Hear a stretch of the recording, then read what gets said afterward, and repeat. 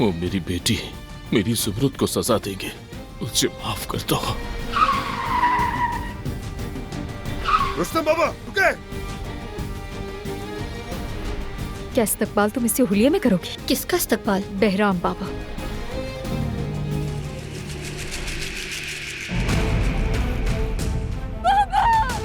जुमरुद वहीं रहो, करीब मत आना। रुकिए बाबा प्लीज। तुमने मुझसे कहा था कि मेरा साथ दो, फिर सबकी तरह तुम्हारी नजर भी हमारी दौलत पर है। ये सोहा है, मेरी बीवी।